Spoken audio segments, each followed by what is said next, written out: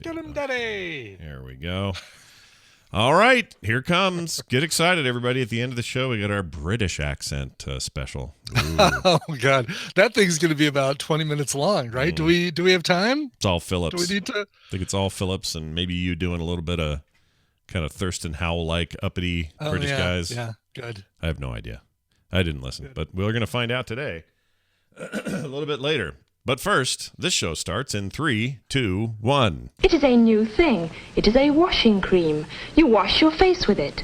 It makes your face feel nice and fresh and clean and nice and soft and smooth and not dry and not greasy. If Dad performs a few of these gyrations while the family is having breakfast, there could be a trailer load of trouble.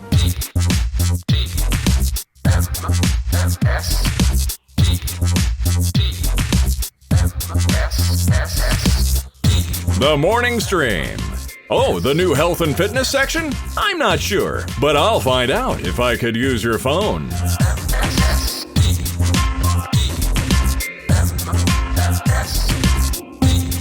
Hello, ladies and gentlemen. Welcome to What is the Morning Stream, TMS, for Thursday, February 18th, is it? Yep. Is this a Jeopardy category? What is the Morning Stream? What is the Morning Stream? Ding, ding, ding, and it's our daily double. They don't have a new host for that, do they, yet? No, they're still trying people out. Do you think, I know Ken Jennings did the temporary guesty thing. Do you think he's in the running or no? I never saw any of Ken Jennings' guest host episodes, but just knowing Ken's style, I don't feel like he's got the gravitas to be the permanent host. But I need, I'm saying that unfairly. I'm saying that without actually seeing his performance at it. The person, if you're going to pull a goat out of retirement, not even really retirement, but get Brad Rutter. Brad Rutter is of all of the top Jeopardy players, he is the showman. He is the ham. And I mean that in both the sense that he's kind of a lovable doofus ham, but also he looks like John Hamm with a beard, like a skinny John Hamm. I thought you were going to say he's like a delightful dinner menu item. He's like a delicious honey baked ham. Lovely. Yeah, I don't know. They got to decide soon, though, don't they? Because they have a season coming up. I don't know. I mean, they could do whatever they want, right? They could just keep circulating hosts for a whole season. That's true. I guess they don't but have to... I feel like they need some permanence. They need somebody to just... There's a lot of talk about LeVar Burton. I don't know if that was for real. They were really considering that. Oh, LeVar Burton would be a great one. Would he wear the Geordie glasses, the Geordie visor? I would assume they'd make him. He'd have to. The answer is dilithium crystals. Again. Again, every answer on the board is dilithium crystals. It's like, I can't see anything, so you'll have to tell me what's up there. Who said that? Who buzzed in? Yeah, who was that? Well, I hope they figured out, and it's a good call because it's hell of a legacy to try to fill that thing. And I don't envy them having to do this. This is hard work over there at the... Bagheera74 says he's been doing it for like 2 months. Who? Jennings has? Not Keenan Thompson. Jennings has? Oh, maybe he is doing... Really? Keenan Thompson has been? Shut up. Keenan Thompson? Really? No. I would take it. But people need to... The pronouns are hurting us, man. Yeah. Cut it out with the pronouns. Yeah, quit with the pronouns. Let's get into the... Give me names. Give me some adjectives. They act like the show is not on every night. What are you talking about? Bagheera 74, man. Yeah, give me some verbs. Got some verbs in there? First he throws shade on Brad Rutter, which I will not stand for. Yeah. Ooh, Will Ferrell, bring him in. Just have him do an impression. That's fantastic. terrible idea. Terrible idea. Anyway, so we're back. We got a show today. It's Thursday, and we got things to talk about. We'll have Wendy later. Gonna have a good topic with her. Got a fantastic mashup for the end of the show. We got news. We got all sorts of stuff today. I can't wait. Before we get too far, what were we supposed to watch with Wendy this week? Was there something? Yeah, 6 seasons of New Girl. Were we supposed to watch New Girl? Yes, New Girl and 2 seasons of Saved by the Bell. Understand about. Okay. We need. What was his name on there? Who's the guy on New Girl that I like? Schmidt. We need Schmidt. Jake. Yeah. Yeah. Jake. Oh, Schmidt. Schmidt's great. Yeah. We need some Schmidt, and then we're good. And then Wendy will come in and tell us why Schmidt matters. Because Schmidt happens. Schmidt happens. All right. I got another follow-up on this thing that I won't let go. Okay? Uh-huh. Dog with a bone. Yep. Go ahead. Hotel having phone books in them.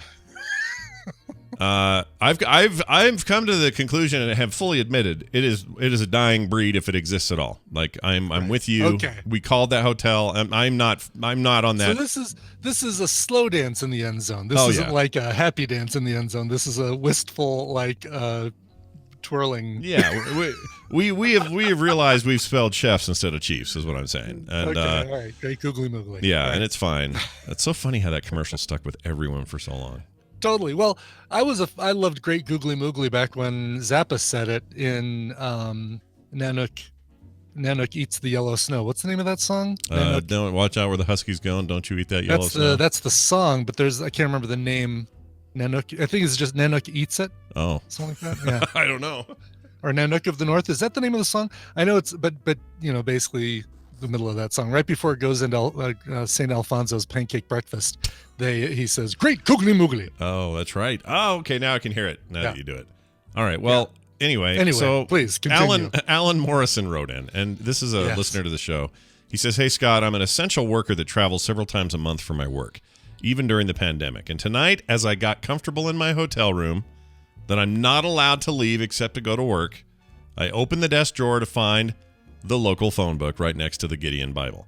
Now, he sent us a picture of this, and this is what I see when I see it. And so why I like this is, even though I will admit I think this is all a dying breed, and we're not going to see this for very much longer if we do it all, even in smaller chains, this is exactly what I'm looking at. It's one of these smaller yellow pages. Yeah.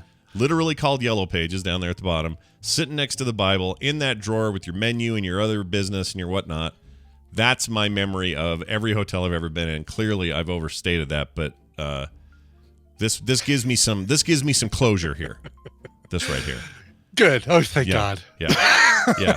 Now we never have to talk about it again. I know it. I'm so glad it took the bustling metropolis of Prince Edward Island because of all the doubt raised by that podunk city, Columbus, Ohio. Yeah. No, you're right. We've really brought it around. He says this isn't a big hotel, but Choice Hotels is an international brand, and there's the book, complete with the yellow pages. I think this is going to be something I look at now as I travel, but I don't expect to ever use it, LOL. Alan. Well, that's exact. I mean, you couldn't have illustrated this better, Alan. Like, no one uses it. If they still exist at all, it's like a weird hang-on. Like, it's going away. There's nothing, I was curious, like, there's nothing that says how current that phone book is. No. But it's funny because this one feels like it's a travel brochure and a yellow pages. I mean, it is an official yellow pages. This isn't like a Chamber of Commerce, here's some cool things to do on Prince Edward Island, and while you're at it, here are the 12 phone numbers of every one of our businesses. Okay, right. I know Prince Edward Island is bigger than that, but sure. No, I take your point though. That is the actual it's no yellow Labrador pages. by any stretch of the imagination. Sure. It's no New Brunswick. Yeah, no. I mean, what is though? Haverfield and whatever the Springfield. The other monorail cities that they mention in. But you're right though. There's that logo, right? The little yellow logo. There's the logo in the bottom right corner. So it's officially produced by Yellow Pages, which I can't believe is still in business. How are they in business? How is that even a thing? Yeah, I don't know. I really don't know because this has to be so customized because it's not just Yellow Pages. According to the cover, it's like 50 plus smart tips. So it's like a magazine. Mm-hmm. I can barely tell like how thick it is. Yeah, that's the other thing. It looks like it's about as thick as a crappy like dime store paperback novel. Like right. Yeah, that's a good comparison. I was thinking like an expensive fashion magazine. Not those cheap ones like Cosmo or Vogue, but like one of those ones that sits up on the upper back shelf at Barnes and Noble that's like $18 and is and is about that thick. Yep. Is their slogan in Prince Edward Island really "Where life is good"? Is that what they say? I guess. Okay. At least that's what Yellow Pages would have you believe. It easily could be. This could be the same cover used for about a dozen New England small towns, right? If you cross the border, go down to the U.S., that lighthouse could easily be in Cape Cod or Mystic River or wherever, Yeah, it could be anywhere. Is Mystic River a real place? I always thought it was just that movie. Yeah. Oh. No. There even is a Mystic Pizza in Mystic River, and we've got, for the longest time we had a pizza, what do they call it? Like a serving thing, right? Like not a spatula, but it's angled like pizza shaped. I know what you mean. Whatever that's called. I'm sorry, not Mystic River. It's just Mystic, Connecticut. Mystic River is a different movie, but Mystic Pizza, it takes place in Mystic, Connecticut, and there really is a Mystic, Connecticut. Yeah, Mystic River is that one where, how did that work? It's Julia Roberts. It was Annabeth Gish hooked up with the married man, and then... Wait, that's pizza, right? Yeah, it's Mystic Pizza. Oh, I was talking River. Are you asking about how Mystic River? Yeah, River was a bunch of... That was like a child molestation. Like these guys were molested as kids or something, and they grew up. And Sean Penn, Kevin Bacon, Tim Robbins. Tim Robbins was he was the one that was in trouble. That's right. At the end, that's a good movie, and I want to say Clint Eastwood made it, or somebody like that made it. Anyway. Doesn't matter. It was Clint Eastwood. Nothing like Mystic Pizza, which I have never seen Mystic Pizza ever in my life. Oh, well, I just spoiled it. Oh, that's too bad. And they make pizza. The pizza was pretty good. And it was that very same trip. So Tina and I went, my dad and stepmom were living in New Haven at the time. Yeah. And we flew out there.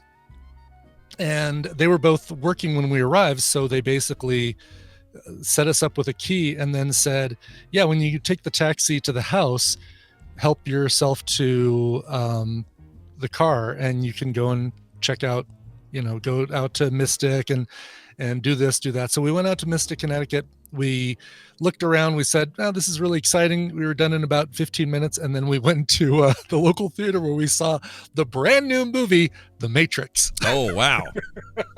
So I'll tell you exactly 99 when we went there. Yep. 1999. 99. Yeah. Yeah. That was Neo and his friends, that movie. That's right. Neo and Friends. This is the original title of the movie. Yeah, the working title. Neo and Friends. Yeah. They had to come up with something cooler, but in the end, I think I might prefer it. Anyway, thanks for that, Alan Morrison, and you've cleared things up for me, truly. Yes. So now this can finally be put to rest until Scott gets another email from somebody visiting San Bernardino and finds a Yellow Pages hastily stuffed into a drawer of their Motel 6. Yeah, what I really want is somebody who works at Yellow Pages. I want somebody who knows the status of how things are going there, and then that's who I want to hear from next. Here's what it sounds like. He's gotten Brian. Yeah, I work for Yellow Pages. Yeah. Like looking at his watch, not sure how much longer. It could be any minute now. Do you have any jobs? I'm thinking about starting a podcast. Well, no offense to all your Yellow Page friends. All right, hey, podcasters. Yeah, or podcasters. Those guys are fine. I think science is cool. I think science is cool as well, and we're going to talk about a little science. There's a big deal today in science because a certain planet in our solar system is about to get a visitor from Earth, and we have our old pal Bobby Franks here to talk about it. Our science correspondent on Thursdays, Bobby Franks. Bobby, welcome to the show. Hey, science correspondent in the field here. In the field, that's everybody. Right. In the field. Mission control. I see it all behind you. The hustle and bustle of. Look at all these lights. People rushing around with papers, and there's typewriters going. It's really intense stuff. Anyway, hey Bobby, welcome to the show. You're going to be watching this, I guess. The Mars landing. What are we actually doing for those who are not familiar with what's happening? What is actually happening today? Well, NASA's latest Mars rover, Perseverance, which, by the way, the biggest shock to me that I found out this week is that word is not pronounced perseverance. Oh. It's perseverance. Okay, that is news to me as well. Well done. Yeah. We've already learned something. Thank you. We've already learned something. You're right. Yeah. But that's landing today. Back in the summer of 2020, NASA launched that rover into space towards Mars, and it's finally getting there today, and it's landing today at close to about 3:45, 3:55 Eastern time. And yes, we're gonna watch it. Now, okay, cool. So that brings up the big question for me, because I haven't been following this. I feel bad that I haven't, because I love this stuff normally, but it just hasn't been on my radar. How do they watch it? Are we getting camera feeds? Are we what is the deal? What do we get to see? Yes, so historically we would just get a feed of data, and then people would talk about it. But this is very different this time, because we're actually going to get a live camera feed of all the things that are going on there. And it's very nerve-wracking because so Mars is pretty far away. It's a decent distance, sure.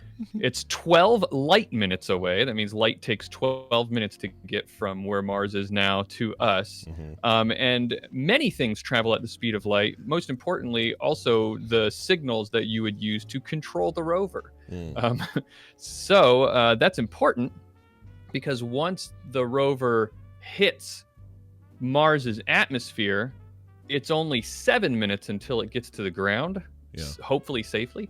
And so everything from the moment it hits the atmosphere to when it lands is completely automated. Oh, wow. And it's nuts. It's absolutely crazy, because it's very complicated. It's slowing down. It's trying to got these thrusters adjusting where it's going to land, and then it's got a parachute that has to deploy at the right time, but then that only slows them down to a certain speed. And they don't want to kick up a bunch of rocks and dust when they get there, because that'll damage the rover. So they've got this sky crane rocket contraption that has it hover like some 100 feet or something over the ground. I'm saying something. I've got like actual figures here somewhere. Like they're using like the same parking assist that makes it so my Lexus can go into a parking space without me touching the wheel. Right? Precisely the same. Yeah, precisely the same. Designed by Toyota. I wouldn't be surprised if they. But anyway, all of that has to happen to lightly, gingerly drop, because it gets dropped down onto the ground from this rocket platform by wires, to like gently drop the rover onto the surface of Mars. And it all has to happen automated, and everybody just gets to watch. And that's why they call it the 7 minutes of terror. Because they just get to watch and hope it went right. And the really crazy thing is whether it lands safely or it crashes. Hopefully it doesn't. But regardless of what happens, by the time we start watching all this, it's already done. Like, it's already happened. Yeah. We're just watching the feed as it gets to it. Exactly. Yeah, we're watching the instant replay. So we're getting this some pretty serious lag, but you're saying we'll see this like 12 minutes later or something after it's happened. Yes. When we see it, it has already happened 12 minutes prior. Which is great. So, I love that. For some reason, that messes with my head in a way that feels good. I can't explain why. Yeah. Let me ask you this. We're gonna be watching it live, like you said, on the All Around Science Facebook page. So I want everyone here to watch with us. Oh, look at that! Sure. What time is it again? To make sure they're all there. When is it? 3:30. We're starting the stream at 1 p.m. Eastern. So after this show, go get a snack, get some lunch. and then come back 1 p.m. Eastern. We're gonna start. We're gonna do a whole recording of this week's episode live on the stream. And then after the episode is done, it's going to be all about Mars. And after the episode recording is done, which is it's our first live stream for this show, then we're going to watch some of the NASA footage and talk about some more rover stuff, and then watch it live. Awesome. Let me ask you this: is this thing? Yes. Where on Facebook? We should probably give them a little more specifics. You can find the event on just go on Facebook and search All Around Science. Okay. We're going to do it Facebook Live there. In fact, I didn't think about this until just now. Maybe I can recruit some better at social media people who are listening right now to go and put it in, share it in the Tadpool. That'd be great. Yeah, we can do that. I'm sure there are lots of people around there that would like to hang out. Yeah, someone will stick it in there. We already got people in chat saying they've followed, and they'll make sure to check it out. Now, today, my Amazon Echo told me that it's the anniversary of another planet discovery, which happened in 1930, coincidentally. Pluto was discovered on this day back in 1930. Oh, back when we first called it a planet, and then later said it wasn't one, and now we call it one again. mini planet. No, what is it? A Planetoid? Planetino? Planetoid. Planetite? Planetoid. Planetino. You can get those at on the Dwarf toy planet, aisle at that's it. Target. Yeah. Yes. Yeah, dwarf But planet? it's funny because the other part that blew my mind was since its discovery nearly 90 years ago, or actually over 90 years ago, to now, it still hasn't completed one orbit around the sun. Oh, wow. It was discovered, named a planet, demoted, and kind of half promoted, all in the space of like not even making one of its Pluto years. It's been a hell of a year for Pluto. Yeah. Right, exactly. Also, now remember, they like to be called little planets, no longer dwarf planets. Okay? Little planets. Fair. Thank you. I appreciate you. Yeah, no Yes. problem. You don't want to Appreciate offend you correcting me anybody. on that. And you say that it was this year? Hold on. 1930. Okay. That's right. Exactly. Any excuse I have. Yes. That might have been. Maybe that's what Daryl was singing about. I You don't never know. You never know. Discovery of Well, Pluto. Bobby, that's exciting. Now, did they wrap this thing in a bunch of balloons like those ones where they bounce down and then slowly deflate and all that? Are we not doing I remember that. I know exactly what you're talking about. I've seen that footage, that concept footage, so many times over the years. I remember them doing that. No, they did not. They did not do that It's this time. naked in the wind. Okay. All right. That's interesting because I thought that was the standard. Like if you were going to send a rover or a object that would be on the ground on Mars, you wrapped it in the balloon bomber thing, and that was just the way of it. Until this sky crane was invented, that's what they did. And I think the last rover that got sent was it? I don't know. My brain sucks today. Spirit, Opportunity, one of those ones. Right. They did with a sky crane as well. Jocularity. That's my favorite. Was Jocularity. Yeah, Jocularity. Jocularity. That's the one going to learn all about Mars to tell Mars jokes. Right. Jocularity. Right. Jocularity. Right. Would be pretty great though if. Okay. Let me ask you this. Let's get conspiratorial. All right, let's do it. The sky crane's doing its business. We're on a 12-minute delay, right? We got major space lag going on. So we can't see what's happening till 12 minutes later. And also, we're not going to see anything that isn't the government doesn't see first. All right, NASA will see first. Sure. So what if this is the time where we see some kind of, triple-headed, weird-looking creature down there that's watching this thing fall, and they decide to cut the feed before the people see it? or the creature cuts the feed. The creature sees it coming down, and then you see it come over and go ching, and then the feed's dead. Yeah, but then they won't show us. They're never going to show us that. They won't They'll show never us show Matt us Damon that. down there. They're not going to show us anything, right? Yeah, they don't want us to see the potato fields yet. Oh, we think cut the feed. Matt Damon's making poop potatoes. Fantastic. Well, this is going to be great. I'm excited to not only I'm going to try to tune in to see you do this. First of all, second of all, I'm really curious about how this thing's going to go. I love the love the intensity of it, and so far the Mars program and rover programs have been very successful, like beyond their expectations successful. The things live way longer and are powered way longer than they expect them to. They communicate with them like, what was that one, 12, 15 years longer than they expected or something crazy like that? Yeah, and this one's got nuclear power. So cool. It's nuts. That's cool, and, man. And it is nail biting because it's not nail biting in that like, ooh, is it gonna crash? Kind of, like you really don't expect it. But not all Mars missions have been successful, and there haven't been that many. It's kind of hard to get things to Mars. Right. So there's not an insignificant chance that this could go badly, but I think I'm confident that we're gonna have another rover. It's gonna hopefully find signs of life. Yeah. This is the first time. Another exciting thing. This is the first time it's collecting actual core samples of rocks and soil to have a later mission come and collect them. Oh, wow. And bring them back. This is the first time anybody's ever done that, and we're going to talk a lot about that on our show recording. But you know what I wish they'd do? Here's what they should do. They should make Elon Musk fly over there. Yes. And do the pickup. And when he does it, he has to do Starman's on the way. He has to do it on a 12-minute camera delay, and he has to pick up each rock with his butt cheeks and put them in a box. That's what I like want. that idea. That makes a lot of Yeah. sense. I know exactly why you would suggest that. Oh, of course. Look, I'm a fan, I want to see Musk go as far as he can go. Well, this is great. Check it out today. Go search for All Around Science, on Facebook, and you'll find the live stream. follow it, and when it goes live, you can be there and check it out. Bobby, anything else you want to mention? No, we just come on out and support us on the live stream. It's our first one, and we hope to do more. So come hang out. Sounds good to me. Go support science and Bobby Frankenberger. We'll see you next time. See Bobby. Okay. Well, we did it. Let me close this photo of the big balloon things. I don't need that up anymore. The balloon drop. Yeah, it's going to be. I'm actually very excited about this. I like it when there's big NASA moments, or SpaceX or anybody where I feel like it's the best distraction from planet problems that we can have, because it's like, yeah, the middle of this country's frozen and nobody can do anything, and yeah, there's fires wherever, and yeah, like all this stuff, political this and that.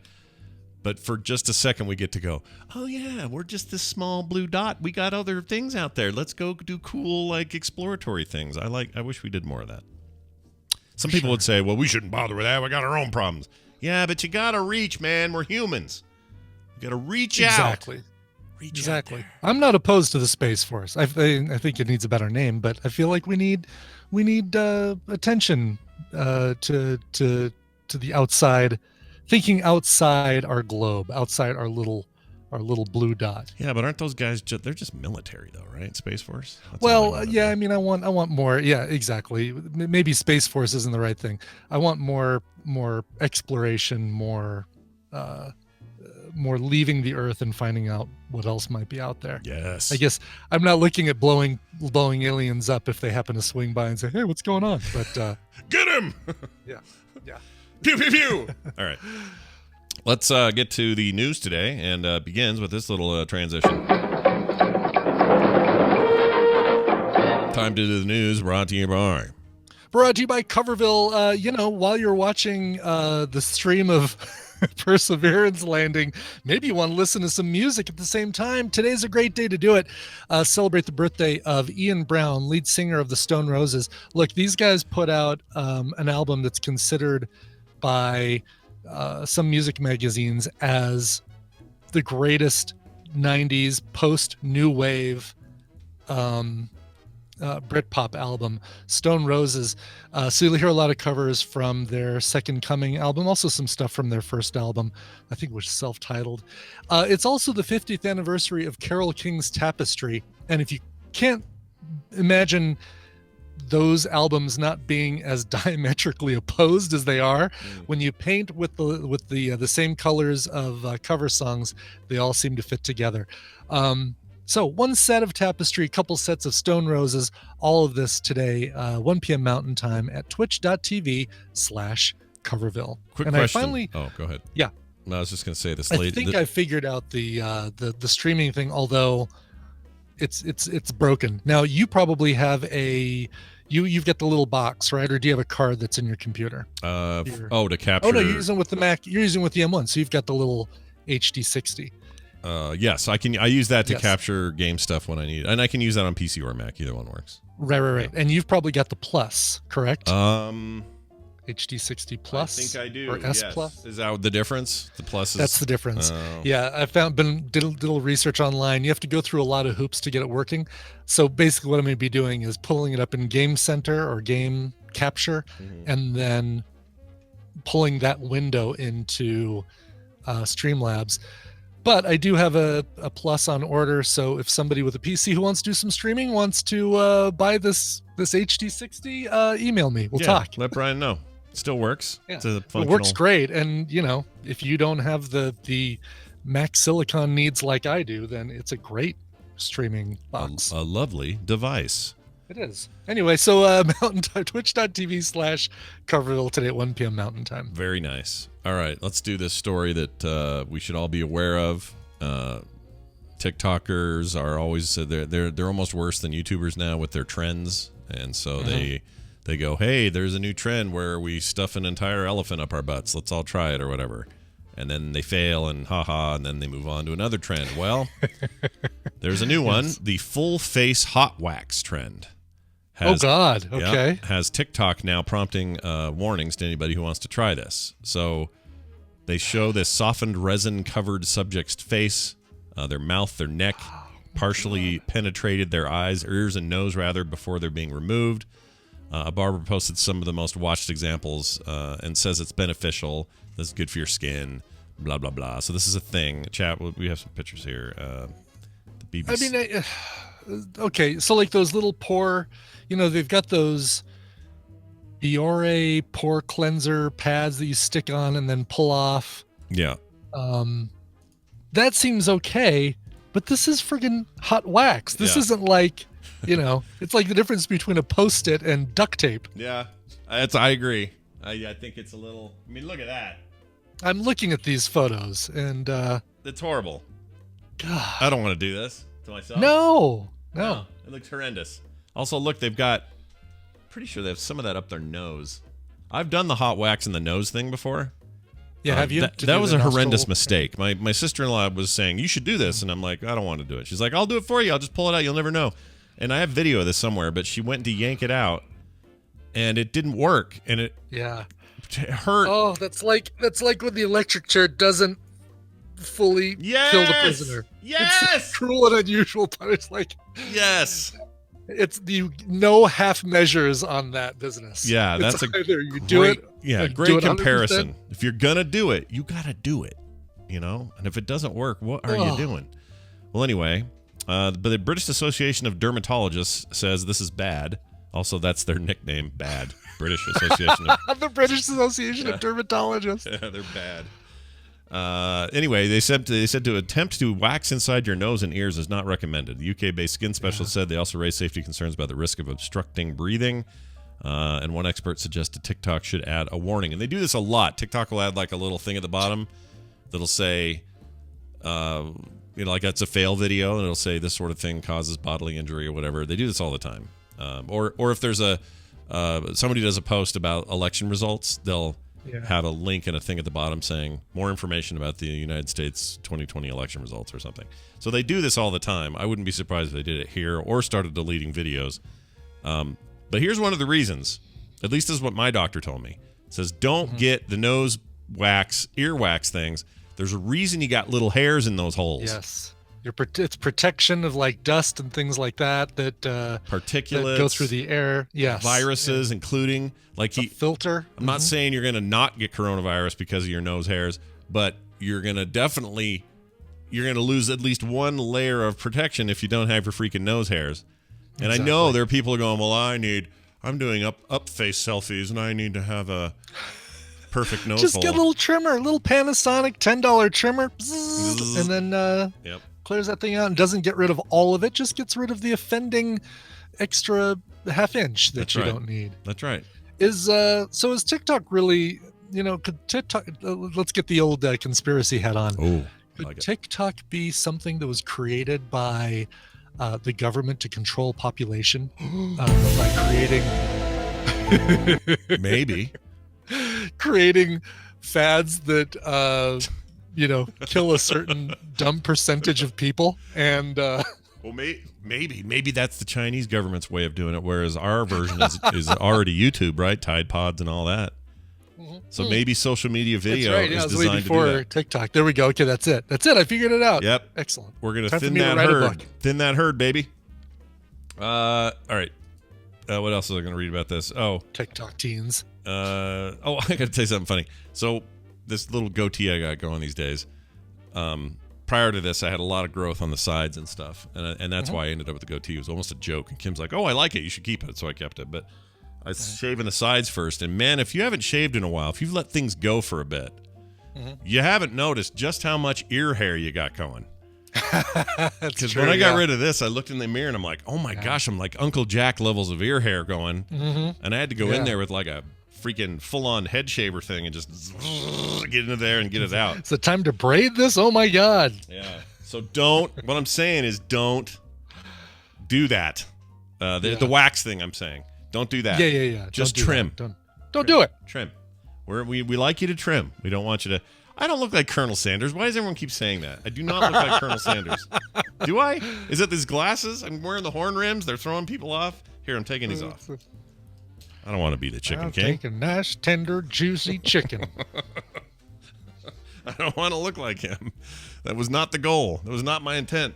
gonna start coloring this like Brian. I'm gonna make this all purple or something down here. There you go. Yeah. I tried the purple. It just didn't show up well. Yeah. Well, it looks good now. Whatever you're using.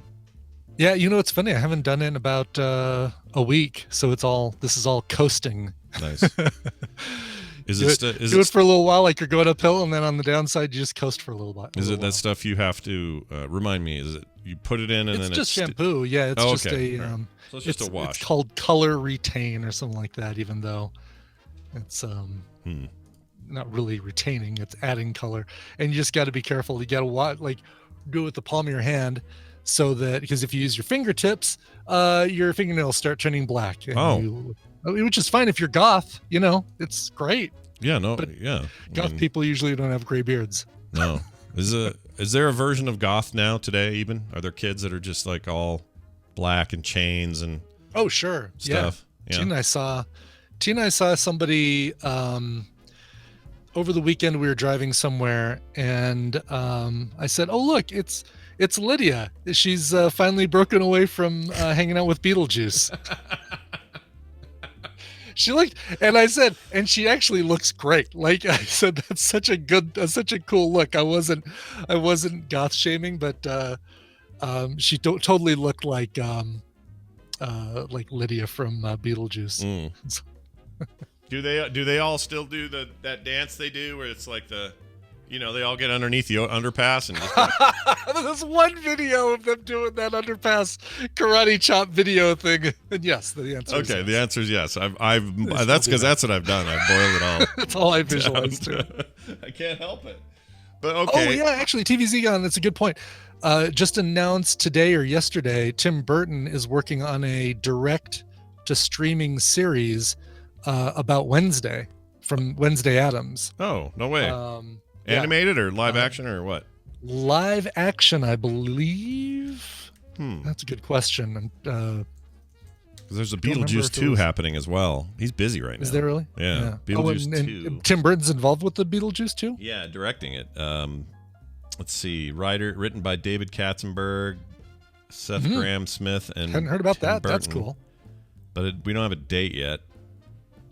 Or any kind of confirmed casting. There we go. Live action. Yeah, live action series, Tim Burton, Netflix.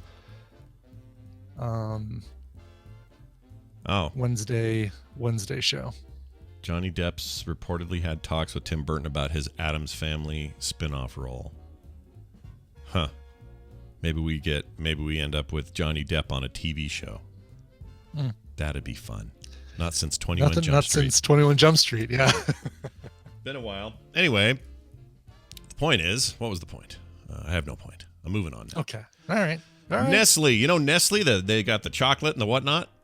Yes. Yeah. Well, they've created a vegan Kitkat bar without any milk in it. So, all right. Vegans, listen up. I know we got a few here. Coming soon to a selected retailer near you, a vegan version of the iconic Kitkat candy bar. That's a mouthful. Switzerland's Nestle. Oh, I thought they were here. I didn't know that. Didn't spell out its announcement on Monday. The exact formula for the new treat will be known as the KitKat V. Right? Wow. Yeah. So you eat a wrap as well, like a V. Does dark chocolate doesn't have any milk in it, right? I mean, I know milk chocolate has a higher amount of milk, but is dark chocolate made without any milk whatsoever, or just a smaller amment of it? That's a great question. My wife loves dark chocolate and probably knows the answer to this, but I couldn't tell you. I know that for people that are trying to be off the shug, you are more okay to have dark than you are milk. That I know. Oh, here we go. So milk is a permitted ingredient, dark chocolate, but it is also one of 8 major food allergens. Some dark chocolate products are made without milk as an ingredient. So, so the reason I ask is because I would totally dig a dark chocolate Kit Kat bar. Oh yeah, they probably have that, right? You'd think, and that's why this doesn't seem that surprising, right? Because that would have been vegan. Yeah, maybe their way of doing this was a way to make it still seem milky, but with some substitute or something. Oh, maybe right. So it's still kind of the milk chocolate flavor, but not. Oh yeah, here it is. Sure. Kit Kat dark chocolate. You can get them on Amazon. Oh, I've never seen these though. The packaging is like jet black. Oh really? Yeah, look at these.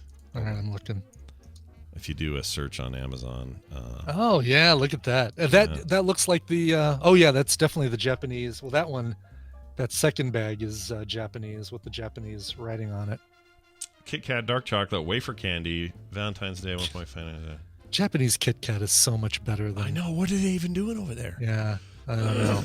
It's not just the variety of flavors. Even the regular, plain old Japanese milk chocolate KitKat tastes so much better than our version of chocolate here. Yeah. What have we done? That's what the have we question. done? What have we even done here in America? I need a crate delivery service there's the one called Tokyo Treats, but I want one that's just Kit Kats. Like you get a box of 8 Kit Kat flavors every month from Japan. I don't want any other things in there, just Kit Kats. Just call it the Kit Kat kit. And the Kit Kat kit. Yeah. Oh my God, that's perfect. That's right it, there. right? And just sell those, and then every month it's like, oh, this month they got the spicy ones or the super sweet ones. It's all fruit themed or whatever. Totally should do that. Yes. You know what else? There's so many Oreos now. They should do Oreo boxes as well that are like a weird mix of all those crazy Oreo flavors. That'd be also a fun thing. Yeah, that'd be good too. I can't eat any of this, but yes. I know, and I think the fact that you can't means that Mary's not sending any more to me either, even though I can. Mary's like... I can. Mary's like, well, it wouldn't be fair to send them just to Brian because Brian will come on and look, if Mary can Scott's face. If Mary can find some some sugar-free solutions to the Oreo thing, which are going to be real weird to taste, we could at least try that. It's probably horrible, right? Probably horrible. Yeah. Like, is there a diet Oreo? Let's see. Well, thins don't count. Let's see. There's I searched and there's nothing. No results. So, oh my God, there it is. TVZ gone. MyJapanBox.com monthly Kit Kat box. What? Why don't you get that? You should get that. Monthly or 3 months, 6 months, 12 months. It's $30. How many? It better come with a lot of freaking Kit Kats. Wait, $30 a month? $30 a month or $30 every 3 months, or basically every shipment is 3 months. Every shipment is somebody call Japan Box and tell them not to put the $sign after the .99. That's obnoxious, dude. It is obnoxious. I hate that. So I might sign up for this, at least to try it for a month and see, because I'm curious about how many Kit Kats you get in here. Ooh, there's ghost waffle flavor. I don't know what that is, but it sounds really good. What's the dead waffles ghost? The ghost of the dead waffles. The Eggo waffles that fall on the floor. Yes. Oh, look at this. They got I didn't know they had a Pokemon box. That's hilarious. Well, yeah, what's in the Pokemon? Oh, it's a bunch of little Pokemon cookies. Yeah. That seems cool. That's $59 a month. Jeez. I know. I'm sorry. I'll go ahead and just call it 59.99 S with a strike through it because that doesn't look like $1 to me. That's not how it works. No.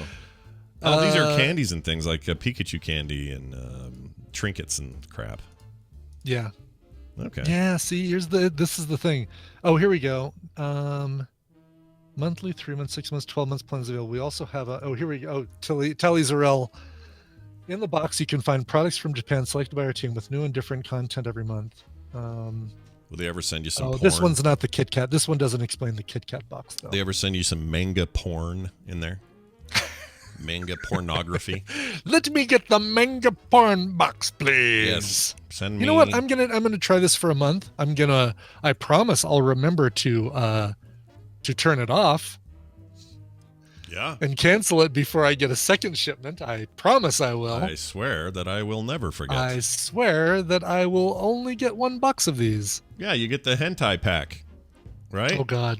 Does it come with tentacles? It's tentacle month, and we're going to send you some, tentacle-related units there. Perfect. Yes, good. All right. Well, all right. Good luck with this. If you do this, the show is going to benefit, so... so I can write this off as a company total purchase. Tax write-off. Absolutely. They said here that taste is a key factor in developing this plant-based chocolate. So that's what this is. It's a plant. It's probably Zevia or so it's probably going to so it's probably going to be more along the lines of the milk chocolate. Yeah. I would eat one. I'd try one. Oh, sure. Except I guess it's still got some sugar in it. Because vegans they don't care about the sugar. They just don't want some animal product in there. Mm-hmm. I don't know. All right, ready for this? Yeah. Okay, so the box $29.99 sign. Mm-hmm. Mm-hmm. Shipping $19.90 dollar sign. Total comes to $49.89 dollar sign. Per month? Yep, per month. Nope. No. Nope. That's a AAA video game every month. No. Yeah. Forget it. Sorry. Deal's off. I can live without this. Yeah, deal's off. Yeah, deal's off, Wade. Yeah. No deal. $19.99. Are you kidding me? $50 for 9 Kit Kats? No, it's all right. Yeah. Thanks. Like, if I was some rich idiot and had nothing to do with my money, sure. Right. But come on now. I bet I could make some arrangement with a Japanese listener or a listener living in Japan. We have a few. We do have a few, and just make some. I will pay your time and effort and reimburse your costs to do this, and I bet it'll be a lot cheaper than $50 a month. Yeah. No, why not? Yeah. Well, let's see if we hear from somebody. Email us, themorningstream@gmail.com. And help Brian continue to skyrocket his weight up into the stratosphere. One thin chocolate strip which ironically is the thing that he lost the most weight for 2 years ago. Exactly.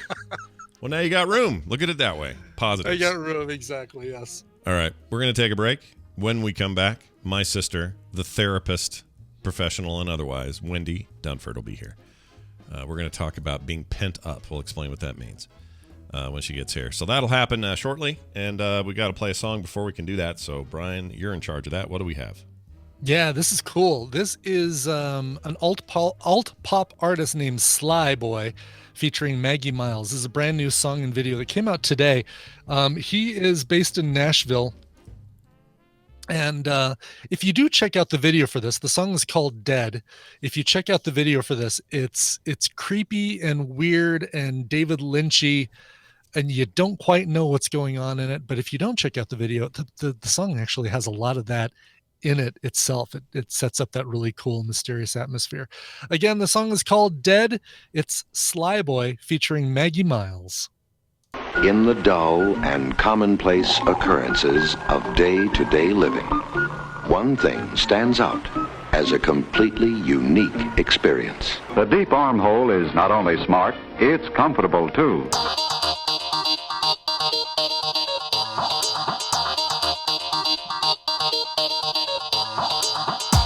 The Morning Stream. Isn't there a tiger named Chester Cheetah?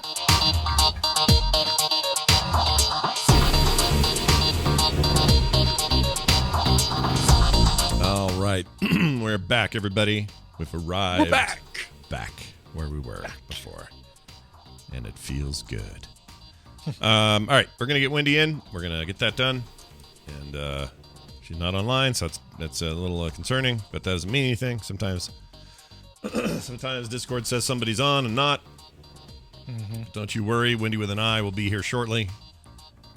Before you know it. And don't you worry, child. Oh, that's a song. I know that one. Yeah. That's a song I've heard.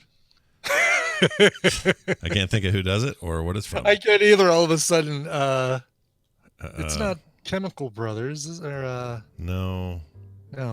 That's not Moby, but it's one of those soundings. Yeah, it was like right around that. Like early 2000s.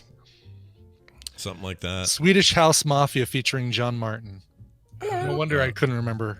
Oh, I heard Wendy's voice. Hi, Wendy. Hey. Hello. Hi. Hello. Hold Sorry, on. I didn't mean to interrupt. No. Look, you stick your head in here anytime you want, and then you go beep, and we all stop. Hey, look at this. Everyone knows it's Wendy. It's Wendy with an I. My sister, Wendy Dumford. She comes on the show on Thursdays. We do a little therapy for everybody out there. She does it in real life all the time professionally, but you guys get it for free on Thursdays. And oftentimes it's your emails. Today, not, though, because we're going to talk about a subject that I think is probably, at the very least, part of most of our lives. Let's put it that way right now. I'm trying to think of somebody who wouldn't be feeling this, especially given just the recent week we've had with weather stuff in this country and other issues and the continuing pandemic and all of the rigmarole we've been going through. So we're going to do that today, Wendy.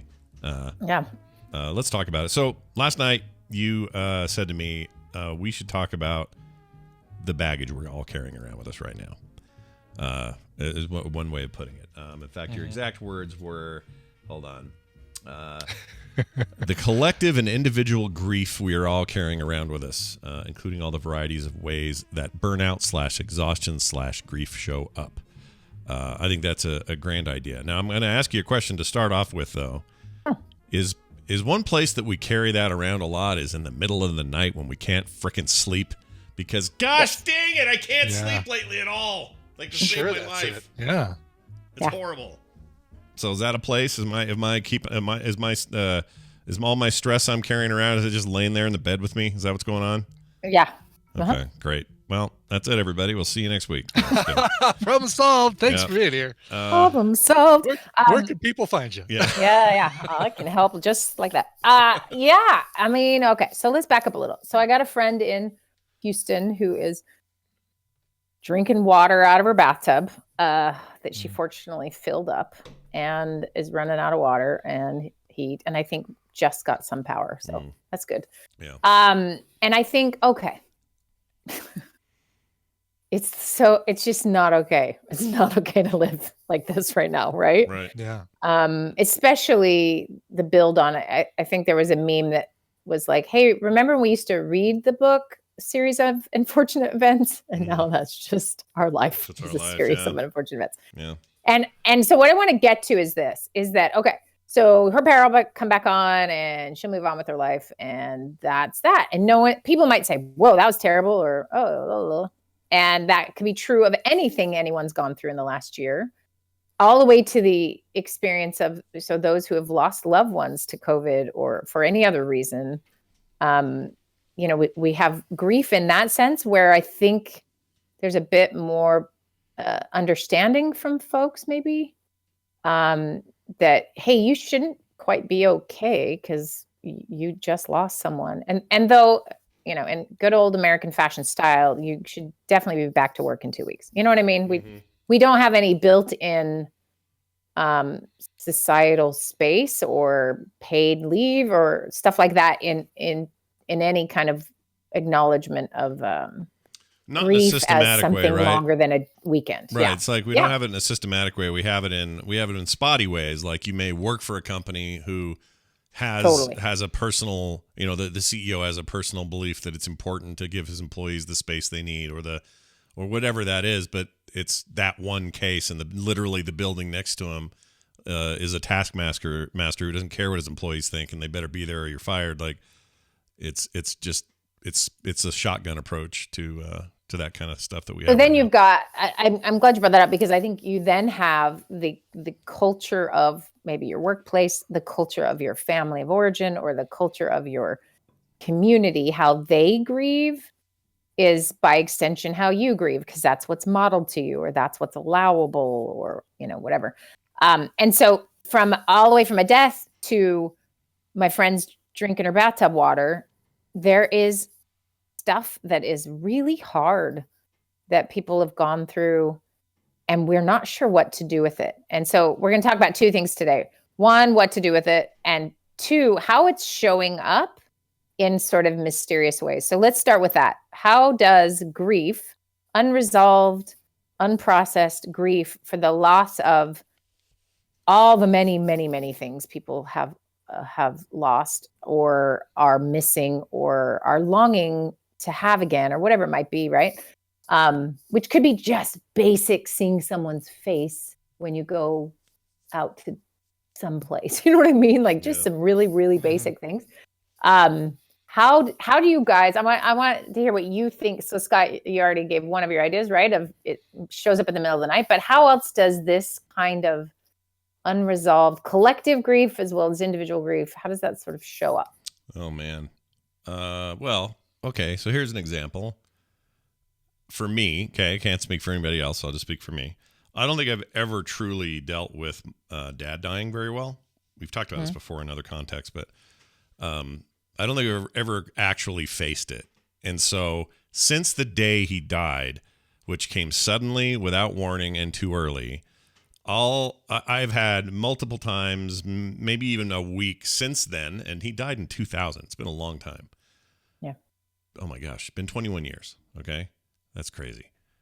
There's probably not a week or a month that goes by where I don't think about what I perceive as the other shoe dropping. And it isn't necessarily me thinking, well, then it's going to be mom's turn. Although lately it's been, I've been thinking about that because she's been through this surgery and, all this high risk stuff. And it's at least been on my mind. But this feeling of like avoiding looking at it because I worry that if I look at it too hard, I'm going to see it's going to happen again. And it's compounded by all the loss that happens around COVID, for example. Just one example, but COVID's the most prominent example. But when I hear death counts or I hear some statistic about hospitalization mortality rates or whatever it is, that all of that feels like that's just closing in on my desire not to look at it in the face. Do you know what I'm saying? To avoid it at all costs. And there are times where that avoidance of mortalities, great questions, and mortalities, great realities, where I feel like at night in particular, that's when my brain says, look, I got to get some of this out. So sorry, Scott, you're going to have a bad night because you've been penting this up for so long. Tonight's the night where we explode and do 50 weird dreams that make no sense, that are super startling and annoying, and then you're not going to get any sleep as a result. So here you go. This is what you get for avoiding it in your real life all the time. Like, I really feel like that's happening with me, that cycle. And I don't know if it goes all the way just back to dad and that's it, but it does feel like that was a moment for me. It's funny. People have these, you have these moments in your lives where you feel like there was a pivot. Like there was this moment where you were like, oh, that's when everything changed. And for me, it's kind of that moment. When dad died, it's the first time I really had to ever face that kind of mortality and have it happen in such a dramatic, sort of shocking, traumatic way so quickly that I don't feel like I ever dealt with it, for lack of a better way of explaining it. Like I just sort of, I don't know. I sort of stood there and took the blast, but didn't really assess the damage, is how I would put that. Well, and it's your first rodeo with grief of that magnitude, right? Yeah. And then what do you do with it? Well, survival sort of instincts kick in too, which is, I'm not going to just sit and feel this, am I? No, I'm going to get extra busy, or I'm going to keep doing this or that, like that. And even what you're saying is, empathetic a little bit to folks who were just like, is annoying and frustrating it is that people still don't think this virus is real and that all this loss is made up or some crap like that. On one hand, this is just an extreme version of this, right? Which is, I just can't face this. I can't, I don't, you'd have to stare them in the face. So you're hitting on this point of like reality and the brain. The brain will do lots of things to not, to save you from harm. Its whole job, its whole evolutionary purpose is to get you from getting killed and eaten and dying and suffering and all of those things. And so it's got an interesting job and it does it in weird ways. And so one of those ways is to avoid the full impact of something. And so I talk to my clients a lot about this, that, when something traumatic happens to people, it's like a part of our brain gets sort of taken away and stored in order to save it. Right. Yeah. And usually that part's very young when something bad happens. It can't deal with it. And then the rest of you moves on and lives your life, and you don't know much about what that part is doing. Well, that part gets triggered every single time somebody yells, or maybe it was some kind of car accident, or you hear or see, or, it gets triggered because that part is stuck in that place. So maybe you're saying there's a part of you that, is stuck the day dad died, and the other parts just have moved on. And so then what happens is we're sort of fragmented a little as we go along, which is why I think we love the innocence of a kid, because none of this stuff has happened to them yet in theory. And then, the reality is it will do its processing whether you like it or not, and it's not the best choice. So middle of the night processing, sure. Yeah. Any other things, Brian? Do you have any that you think of that are sort of showing up, or maybe in you or others?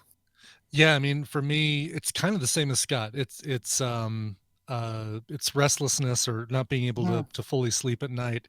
Wake up regularly in the middle of the night and have a hard time getting back to sleep, and it's probably a combination of just that pent up, stress of the situation, but also just regular stress.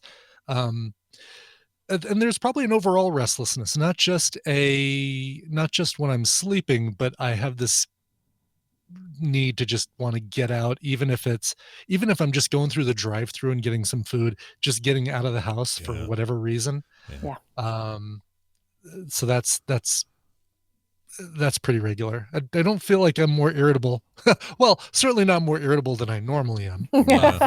I get really, I've seen this. Brian's like one of the least irritable people I know, which is something I admire. In my case, I think this is my problem. I let this stuff build up, and then the irritability is palpable. Like I know like last night, if you ask Kim, hey, was Scott irritable? She'll say yes.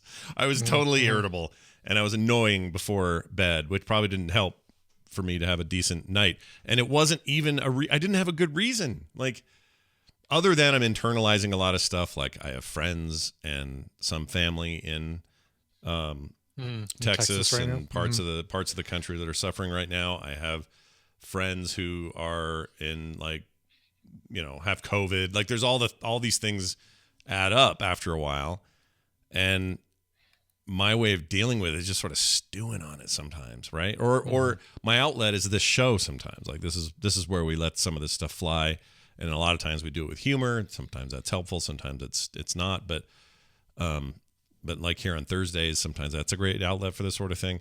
But my irritability is like at an all-time high, and I don't know why. Because again, think of it like leakage, right? So when your storage container is completely full, if and you're shoving more in there, it's going to leak out, and it will leak out in certain ways, right? So irritability is a very common one, but most people aren't thinking it's that. So here's where identifying these other ways this happens can be really powerful, because you are just thinking it's you, or you're just thinking, well, I need this or that. And a lot of it is just, it's harder to recognize because it's leakage rather than as it leaks out, it says, hey, by the way, this is unresolved grief. Maybe you could spend some time with me. Instead, it's like, oh, I want to kill everyone. Why? Or other versions are just like, obviously exhaustion. Yeah. Suddenly freezing up, like you can't do the stuff you like to do or want to do. Just depletion overall. Obviously there's some more clear ones like crying for no reason, or anxiety is another way this shows up, just like a flare of feeling anxious. So it's like there's this leakage, and it's going to take whatever form it takes, kind of based on you and how you operate. Mm-hmm. But most of us are not recognizing it as such. So if you're listening to this and you're thinking, well, I'm irritable and I'm crying for no reason, and I don't like doing the same things I usually do, then ask yourself why. And if you don't have any answers, then it's very closely, well, first of all, there's maybe something going on where you don't really want to see what it is, and that's possible. I mean, I find that half the time I am listing for my clients all the things that are going on for them to see it clearly and as a big deal, because it's so incremental for them, or they have their strategies to shove it down. But when you spell it out, it can be alarming.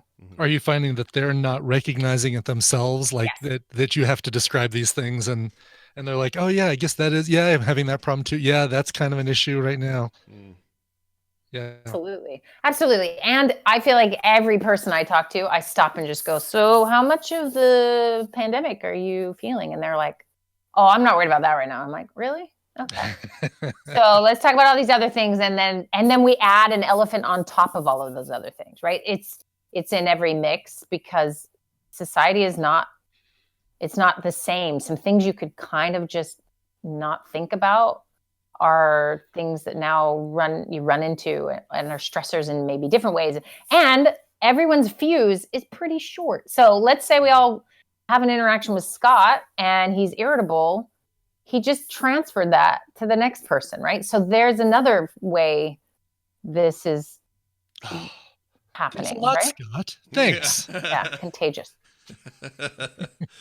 Well, I'm very contagious. I caught irritation from Scott. Well, also, there is a feeling of like, not one more thing, please. No more things. Mm-hmm. Yeah. Yeah, right. That's how I felt last night. I was like, so I remember at one point Kim says, oh, hey, I forgot to tell you something bank freaking CPA has a question, blap, blap, some tax thing.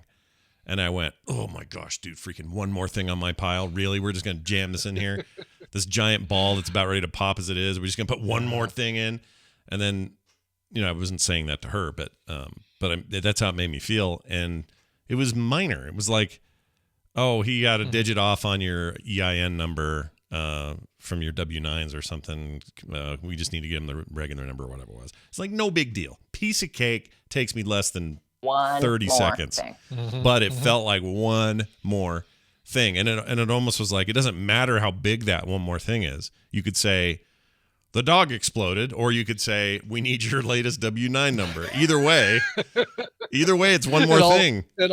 Right. It adds the same weight to the pile, even though individually those things carry way different weights. Yeah. It would almost be better. I don't want this, but it'd be better if the dog exploded, because then that's a complete focus shift. That would be me going, stop everything else. Don't worry about anything else. The dog is the priority. She has exploded. We've got to solve this now. Like I've always wondered if the dog why explodes. I think that's a self-contained problem and solution. Sadly, it is. This is probably a bad example, but actually, no, it's actually a great example, because it's the power of obvious grief or something on fire, which we are built for. Right. So what we're not built for is this long-term chronic stress, and cortisol is supposed to be released and then not released, but we are constantly dripping cortisol, which is what kills us early, right? Like we are not built for this. Yeah. So those acute disasters are what we're made for. And then this longer term suffering of any sort it's really hard to balance. So maybe we can get into what to do with this. So Scott, tell me how you're handling it. Brian, maybe share how you've handled something in the past where you're feeling burnout, or you're feeling like the full weight of something, and you do a little exploring and figure it out. Maybe neither of you have ever done this, and then I'll just tell you what to do. But well, go ahead. Well, I was just going to say this is brief. The hard part for me is so much of what I do for a living and what I do for work has humor around it. It's supposed to be fun and funny. And whether it's this show or it's comics or it's whatever it is, that's supposed to be a key ingredient. So when your mom's having brain surgery and your wife's going through a medical thing and your wife's sister has stage 4 cancer and half the country shut down and there's a pandemic, then the challenge to make sure one of your key ingredients off to the side is always a big fat bowl of humor is really hard, or it's harder. And that's where I struggle, is because there are days where I just want to feel miserable, but I know I can't because if I want to get anything done, that bowl of humor has to be included in my ingredients or I'm screwed. And so what I have to do is like convert some of that angst and stuff into humor, and humor can be healing. Humor can be a way of, deprecating the situation, taking it to a place that's a little less edgy. And so I'm not denouncing that. I'm just saying there are days where it's hard for me to pull from that. And that is that. Oh, I hate that feeling. There are times where I'm just like, I want to be funny today, but I really don't want to be. In fact, I kind of want to be miserable, and I want to tell everybody how mad I am about this or that or the other thing. And I want that to be enough, but I never feel like it can be, because that's not the nature of what I do, if that makes sense. Yeah. No one's coming here to hear you be serious and sad and Why would they? I wouldn't want to. I wouldn't want to hear me being a bellyache and of course.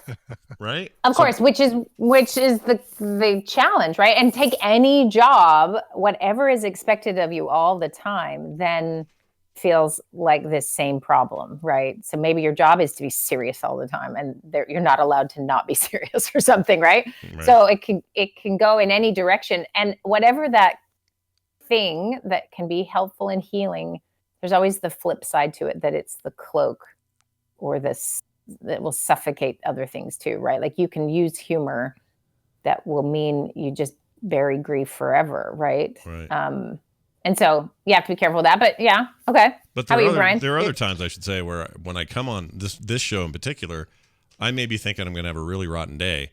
I'll come on here and we'll have a really funny, good time, and I'm better. Like the day is better as a result. So I'm not saying that avoiding it is always, or how do I put this? Sometimes injecting that ingredient actually at least feels therapeutic to me. Whether it's long-term cloaking, I don't know, but sometimes it feels that way. All right, sorry, Brian, go ahead. That's right. The kids are about to ring the doorbell. I just watching these kids coming up the steps. They're about to ring the doorbell and ask if we want art. There it is. Yeah. Ask if we want stuff shoveled. Yeah. You want to get that shovel? You want to get that shovel done? Just kidding. Yeah. I just want to act like I was all pent up angry about it. No, for me, this is funny because the restlessness yesterday surfaced in me sitting there with a lot of stuff I needed to do, and me not basically me wanting to procrastinate and blow it all off.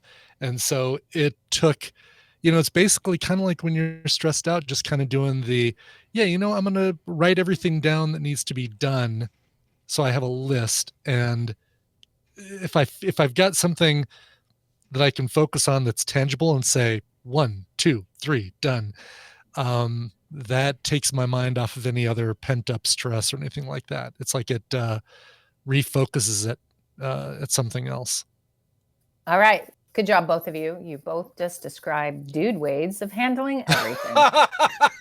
Dude ways. Dude ways. Oh, good. All right. That's my book, 150 dude ways of handling your pain. Can't wait for this then. Yeah. This will be good.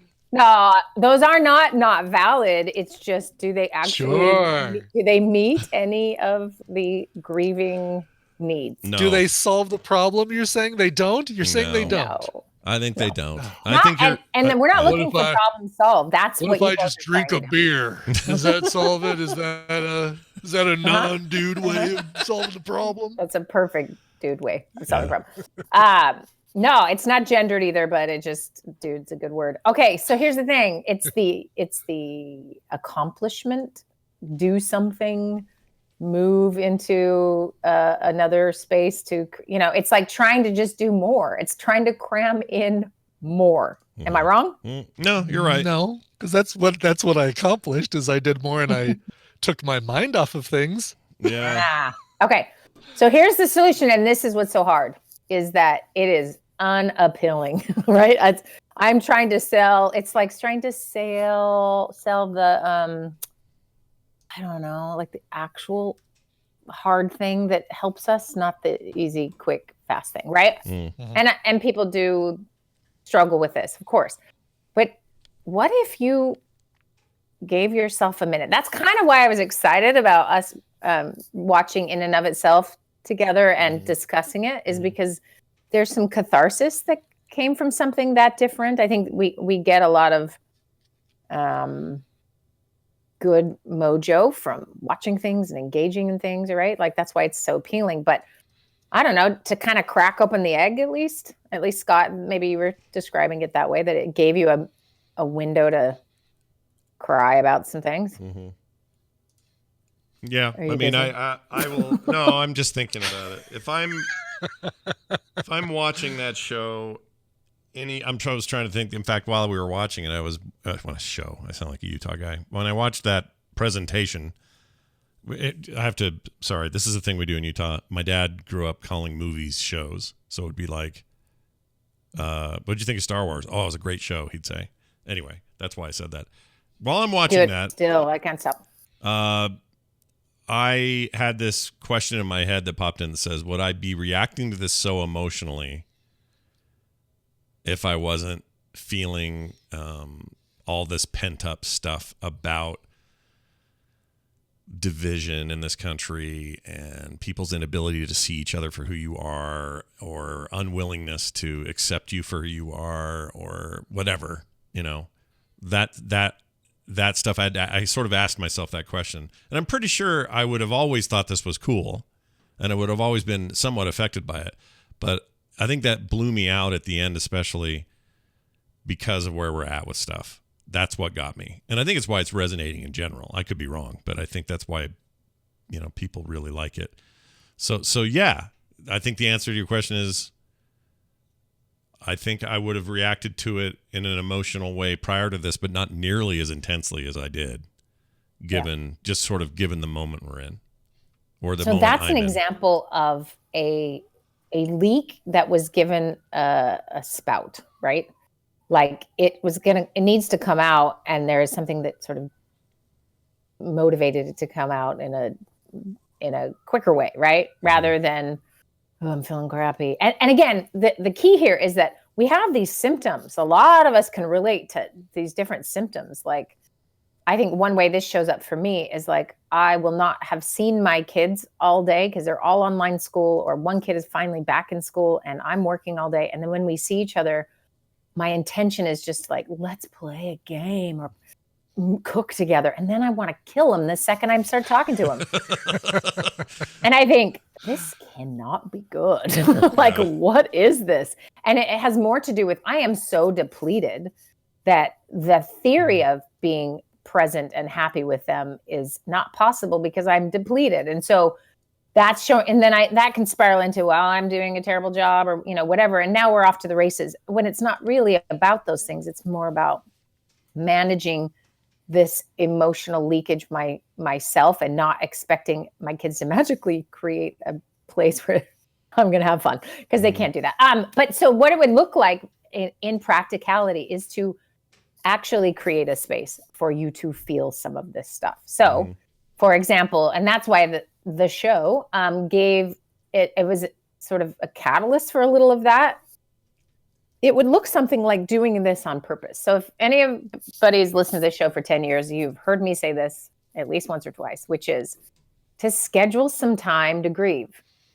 And I do this with people who have lost loved ones, because even then, even when the whole world can at least acknowledge that there's a loss, and you can see that there is a loss, people will still not grieve. And so all the way from that to anything else we've been through, your family, anybody, to schedule some time to allow some emotions to come out. Or you wait until it explodes and leaks out. That's the thing that tends to happen. But what that would look like, and this is, people really hate this assignment because it is so effective and so strange. And that is to set aside 1 hour for yourself where you're alone. And you may have no idea what you need to grieve when you sit down for that hour. But you do a couple things. One is you create a mood. So maybe it's a song that calms you or is like evocative in some way emotionally for you, and you play the song, and maybe you light some candles, or maybe you're on a walk and you have no headphones on, you're not listening to anything, you're just looking at the stars, or whatever it is for you, where you can open the lid to this box a little bit. And writing is a great way to do this. Just start to write. Just think of the thing that has been bugging you this week and try to look underneath that thing and maybe where it stems from. You'll be amazed at how much will show up. What if the thing that's bugging you is what if you feel like it's super esoteric and you don't know quite how to define it? So in other words, like you're sitting there and you're like, well, all right, I'm going to write about this thing.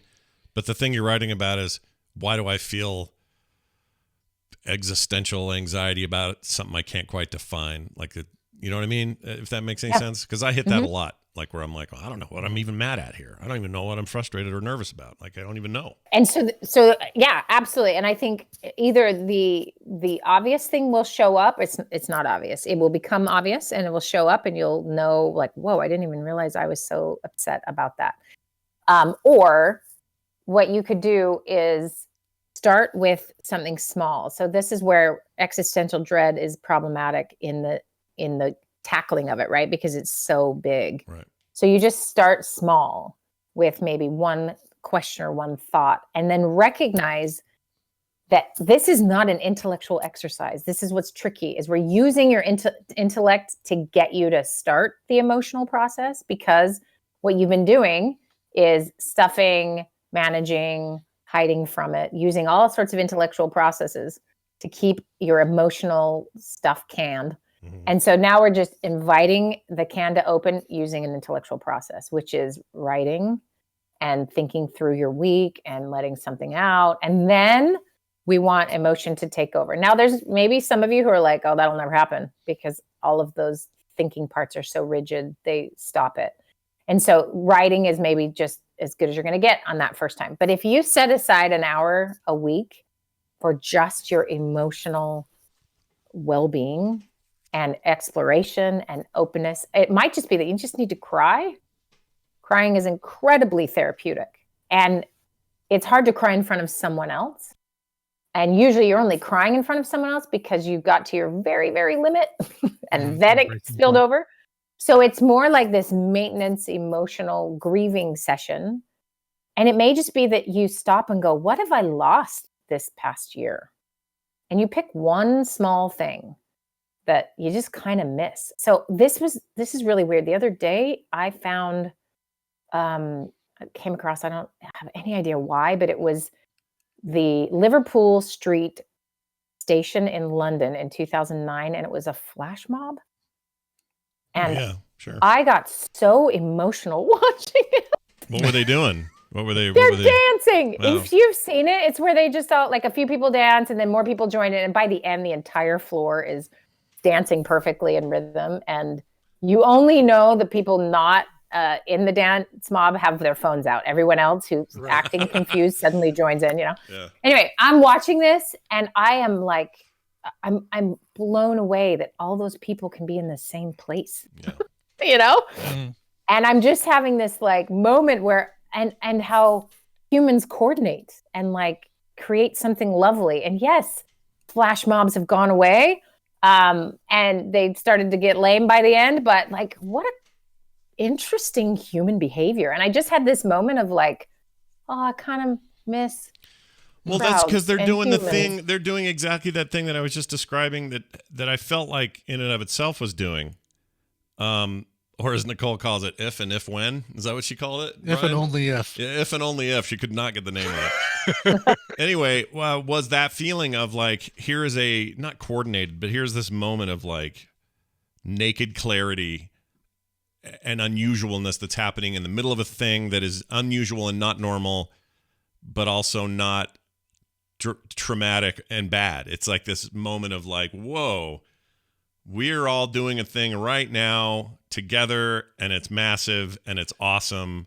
And it's in the moment. And it's in the moment, right? Yeah. That's a great way of saying it. And so that's what that flash mob reminds me of. It's what, whenever you see something like, you see those videos of like on the subway, like 6 people on the subway in New York are suddenly doing a coordinated freaking pole dance across the or 3 singing. cars. Or like whatever. there was a recent one where it was a subway and people just started singing, and all of a sudden it was like the whole, the entire train starts singing. You know what? Never mind. That wasn't a viral video. That was that Mr. Rogers movie. That wasn't even a real thing. See, now you've got all your real things and fake things. Based on a real thing, but that wasn't a thing that happened recently. But here's even like another version of that is like when the Germans and the Americans, that old story. Go lay down for a while. The Christmas Eve Germans and American soldiers all sing in Silent Night or whatever. It's temporary. They're all going to kill each other tomorrow. Like, that's an extreme version, but it's still that thing, right? That moment of like, pull us out of the normal, out of the thing, and show us this almost a miraculous thing. Yeah, that's what that feels like. So we had a question in the chat from our friend Cleo, who asked, all right, well, how are you supposed to open the can, as you describe it, when you're terrified that when you open it, it's something you won't be able to rein in and close, or that you won't survive it if you open this thing? That's a really great question. And this is every single human's fear. It is the most common thing I've ever heard from anyone I've ever met around the world. This is what they will say is, if I open this, it's Pandora's box, right? Mm-hmm. Yep. We all believe our emotional lives are Pandora's box. And there's a reason that exists, is because that is a universal concern. And what I have found also universally is that the box isn't as big as you think.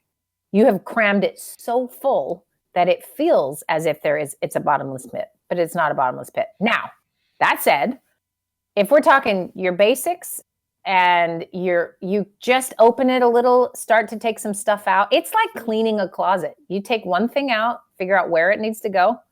It gets smaller and easier, and you can just keep going, right? So that's for most of us.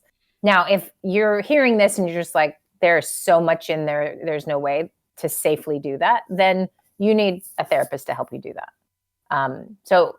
But I really want to stress this. Even folks who, like, they're just, life they thought was pretty great and they're emotionally healthy, and then, like, a recent client of mine got COVID, and she lost her taste, her smell, her appetite, and it put her into a serious depression and anxiety, which she'd never had before in her life. And she's now better from COVID. She's not one of those long haul cases, but she doesn't feel the same. Like something's broke. Something's off. And so for her, there's not a lot we're unpacking, but she still feels like this might be a bottomless pit, right? Because she's never had to do it. So it's very recent and very new and a very acute grief from, I just caught this stupid thing from a friend and now I don't feel like myself. That's a big loss and a lot of work there. But even all those, so I get that everyone thinks they are the case where they must need a therapist because it's too scary. There's so many of us who don't need a therapist. We just need to attend to our emotional life a little better and do it incrementally. But if you are really, like, there's a lot of skeletons down there, get somebody to help you talk through with that. And maybe one thing to try just on the first test is sit down, do all the things I'm saying, have a good cry, write a few things out. If you feel better, great. If you feel 10 times worse, then call a therapist, right? That's maybe it should relieve the pressure, not make it worse. If it's making it worse, then that means there's a lot under there that needs to be uncovered that is unwily a little. Well, part of this, the very question she asked is one of the fears that you have, which is, if I do take this, let's say they do your homework and do your hour of introspection, the fear is that you're going to unleash the beast and you won't be able to control the beast. But that's part of why you need to do the introspection, to find out that it's not the beast you think it is, and that you can do it incrementally and take care of it piece by piece. Like that I know that fear. I definitely know that fear. Like that idea. The legitimate fear. Yeah. Here's what I do know, though, is that our whole system is built for survival. And every single thing in there did whatever it did in order to protect you. And though its protection may feel like the wrong choice and be really difficult, in the end, the system is designed this way, right? It is designed to keep you alive and healthy and safe. So when you say, oh, but I have suicidal thoughts, even those are protective. Suicidal thoughts are, I want you to be out of pain, right? So you need a professional to help you to work with those thoughts and how to dig into some of those things. So please don't get me wrong about that. But I get that this is really scary because you don't know which category you're in. So do it very small. Right now, if you're not seeing a therapist and you're just living your life and you're just feeling sad and this is hard, and then you spend 1 hour just giving yourself some attention. Maybe start with 10 minutes, maybe start with 30 minutes or something, right? And you feel like, oh, okay, I can't do this alone. Like, then stop. And that's okay. Yeah. But for the vast majority of us, that fear is, again, protective, which is, wow, if I open this up, if I don't just keep working so hard. And often this may come from some family of origin conversations you've heard throughout your life, which is, we don't cry. We work hard. We aren't lazy. We do, what is your family's dynamic that means we don't stop and tend to our inner world? And that may be what's stopping you. And so you've spent a whole lifetime of shoving it down. And in the end, it just needs to be gone through. Yeah.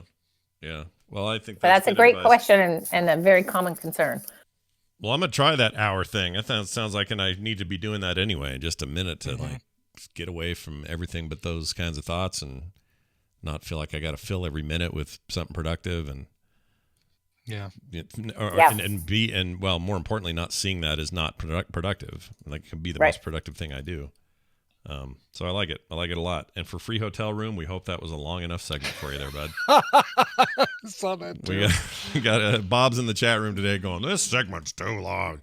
Well, Bob, I've missed you is all I can say. I miss having you in the chat. Yes, exactly. Also, I now own dudeways.com, which Did you really pick it up? I did. I really liked when Wendy said, okay, you guys have both described the dude ways of dealing with it. And I went, you know what? Nice. Dudeways.com is a cool domain. So kind of amazed that Dude Ways was available. I was too. How's that even possible? I was shocked. So anyway, I now own it. Who knows what I'll put on there? Maybe we'll make a side of all the dumb ways men deal with things. I don't know. Way to handle stress by creating one more thing that you now need to maintain. Yeah, Brian, with my everything's piling up. I've got too much to do. I know what I'll do. I'll work on one more project. Yeah. Well, anyway. Monkey in your brain, right? Yeah, he's in there. He's in there all the time searching for domains. That's his plan. Yeah, the monkey. Yep. Anyway, good stuff as always. Wendy, people should be ever checking out realsteps.org so that they can be part of whatever wave comes next. I guess right now you're in the middle of second or third wave. Yeah, we're in the middle, and then we will start up again in May. So just put your name on the list, and we will send you emails. Yeah, and not many, just Just some. I promise she doesn't. I get them, so I know what these look like. They are not spam at all. And I hate emails, so I am very careful. Yeah, they're only ones that matter. So go check it out, realsteps.org. Have a great week, Wendy. And all right, you too, guys. May your introspective hour be good as well. Bye now. All right. We did it, Brian. Now, listen, the deal is we can't go on or be done until we play this mashup of British accents, okay? That's the deal. That is the deal. I am really, actually, I mean this honestly when I said I'm glad to see Bob. We were worried about him for a while. We hadn't seen him in so long. So unless he was in the chat yesterday or the day before too, and dropped a bomb and then didn't respond to anything else. Like I said, oh, Bob, good to see you, and never heard back. So it's like walk in and then walk out again. Leave a little fart and then leave. He did it again because he basically hasn't said anything since he said this segment is too long. So maybe he took off because it was so long. I don't know. It's fine. It's absolutely fine. We're just glad you're all right. Okay, here's we're going to play this accent special mashup from TMS Mashups. Jamie, this is for the British version of what we say. So enjoy this on this weird week of accent specials. that was lovely. That was good, yes. Very good. Very satisfying. Oh, we're done. Okay. You light my cigarette. Thank you. Completely satisfied. Well done. Well done. Let me see that footage. Harrington, bring me the film. Bring me the film. I need to see the heavily tattooed man swinging from a can. I'm the Queen. Philip. Philip. Pardon me, Governor. Mind if I abscond with that roadkill? Yeah, might I put it in my boot? I should get a trophy or some prize for uncovering this beefy beast. I'm the first in Stroud to find one this big. Philip. Would you like a tin of biscuits? Yeah, I'd like to think. Can you put that biscuit up me bum? It looks like shortbread, but it's really a biscuit. My boyfriend didn't use the condom before you shoved it up your nose. Where's the royal jelly? I had a bout of the shits. Oh no, I've had a bout of the shits. Philip, wipe me arse. All right, Philip, bring your ukulele. All right, we're going to do Toto's Africa. We're no strangers to love. You know the rules, and so do I. So do I. Philip! Harry, your owl has an angry inch. He's got a very angry, very small micro penis. Turn off that bloody noise, Philip! Hide the girl power. Put it in the boots. Don't swallow it, Philip! Philip! Having slightly sarcastically tweeted earlier that the high-ups in news were all over froth, so keen are we for good news that BBC Online have run the story, which was picked up by none other than Steve Wright on BBC Radio 2 today. Mary Poppins, what you flopped out your boobies, Mary Poppins. Philip, when is this this dried disc on my hand, Philip. Philip! It's like a light blue raisin stuck to my finger. Philip, would you remove it for me, Philip? Philip! Is this a tiny condom? Philip, I don't want any more of your advances. I've told you this, Philip! Love, could you please peel this banana for me? Banana. The one time we have an Australian, Brian does a British accent. Oh, he's a New Zealander. Oh, he is an Australian. He's Australian. I thought he was a New Zealander. And it still wasn't a New Zealand accent. Hey, love, come here, could you peel this banana?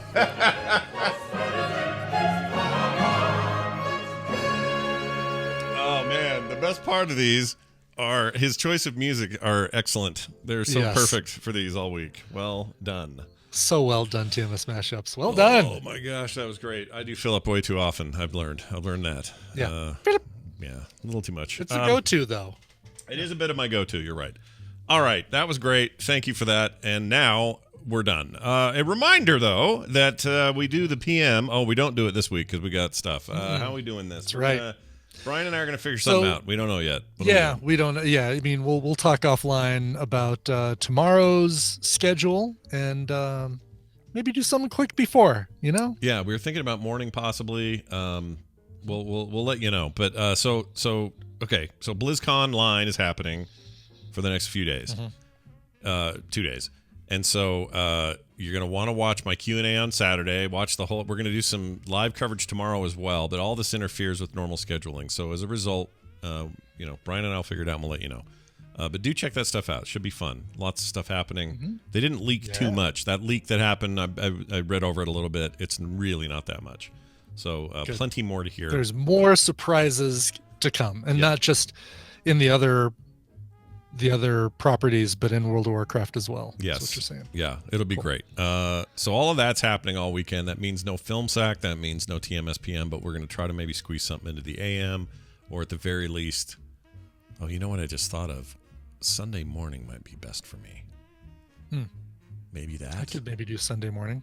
Like a quick one in the morning? Hey-o. All right, well... We'll figure something out and let you guys know what we're doing.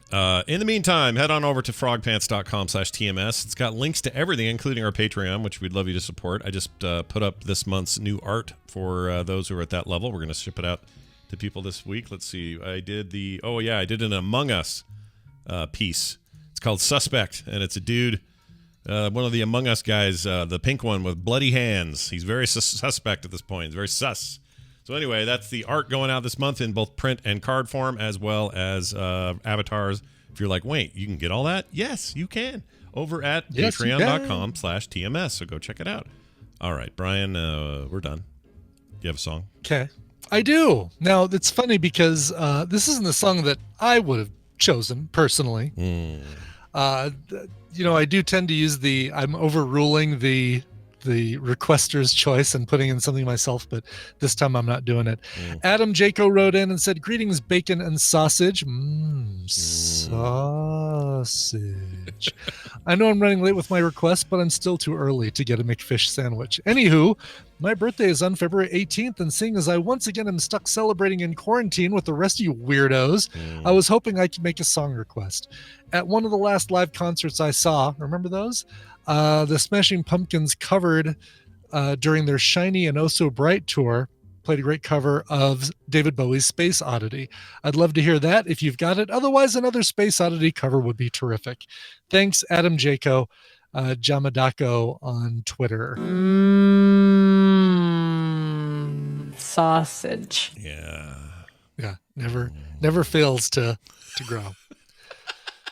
I know it's not, but it absolutely. All right, all like the logic in the world tells you it's not, but there's something exactly. there. I know it's not, but it is in here. Like it's weird. Yeah, it's a weird effect. All right, so now look, I would have chosen. It's February 18th. Perseverance is about to land on Mars in a few hours, so I would have chosen Life on Mars, but. Apparently Adam Jaco's birthday is a god-awful small affair, and so we're just going to play this for him instead. Space Oddity. Now, I don't have the Smashing Pumpkins cover, but I do have a really cool cover that came out, almost 10 years ago on Tangerine Dream's, I think, most recent album called Undercover. Came out in 2012.